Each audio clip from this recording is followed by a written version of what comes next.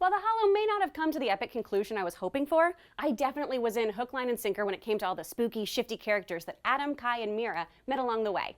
With heavy influences in traditional folklore and mythology, these monsters may have only graced the screen for a handful of seconds, but they definitely were memorable, and can teach you a thing or two. So when you binge this show and your mom's like, "Go outside, you're rotting your brain," you yell back, "Shut up, Susan, I'm learning about folklore, you go outside!" I'm Kris Carr, and this is Monster 101 on Netflix's The Hollow. Just to be clear, guys, this video could spoil The Hollow for you, so be warned. If you haven't finished the show, maybe wait to watch this video. My first "dude, what is this show" moment came in episode 2, with the appearance of a seriously sinister Susie Homemaker, who turned out to be a witch who was giving us all kinds of Grimm's fairy tale and Exorcist vibes. Kai, who's as annoying as sand in your crack 4 hours after you left the beach, proves to be semi-useful for once, pointing out that witches come in threes.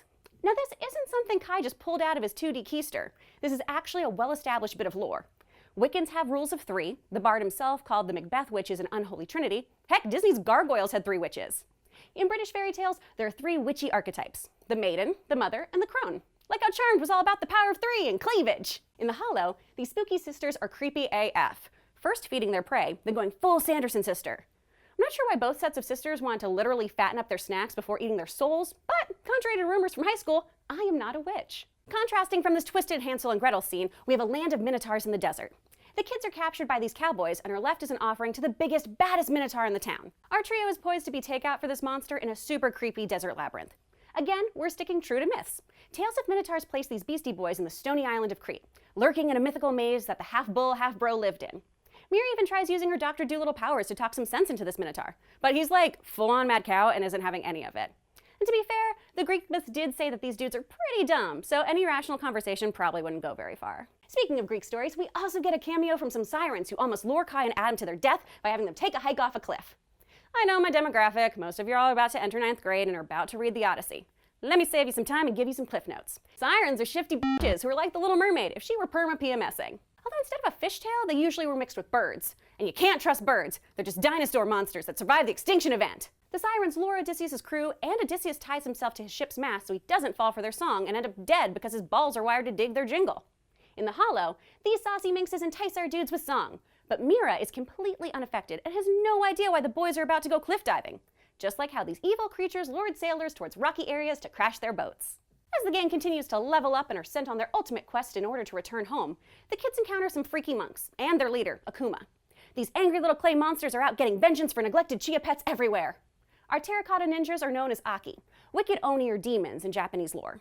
And Oni is typically depicted as gluttonous, lustful, and hot-headed, but easily distracted by dirty jokes. Basically the demonic form of the comment section. Oh, I guess that would make Whitney your Akuma. Akuma is the head demon, and his name actually means devil. Akuma is also a featured fighter in Street Fighter and debuted in Super Street Fighter 2 Turbo as a secret character and hidden boss. Now you're probably thinking, Kris, we've played a Street Fighter. What's your point? 1, I just really like Street Fighter. And 2, I think this is a really fun Easter egg that clues you into the fact that the kids are in a video game and have to succeed in boss fights to level up. Way to go, writers, you fantastic across-the-board nerds. So we've touched on British, Greek, and Japanese lore, so naturally the show gives us some Nordic schniz to work with. We're basically taken to Jotunheim, and our clueless kiddos come face-to-face with an ice giant. You're watching NerdWire, so I know y'all have seen Thor and are keyed in on your Norse know-how. Ice giants are, well, gigantic, monstrous, and fun fact, typically asexual. I guess they just bud?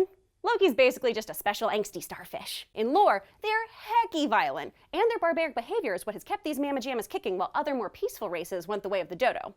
Not sure what lesson of morality you're supposed to learn there, but then again, this is Viking lore. It makes sense to be like, kids, you should murder as many people as possible. It's a murder or murdered world. Life is one long death fest produced by Dick Wolf.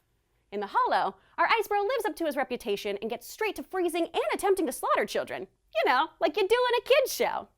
With all the ice puns, it's basically a rehashing of Batman and Robin, minus Arnold Schwarzenegger and the bat nipples. Come on, Frosty the Slow Man! The monsters made The Hollow, and the myths made the monsters. These are just a taste of what's in the show, so hit me up in the comments with your beastly knowledge. Hopefully you liked geeking out about all these gals and ghouls as much as I did. Now go on, go outside and make mom happy. I'm kidding, you should binge another show. Outside is terrible. Instead, stay locked in your room and watch more videos by clicking to the left of my face.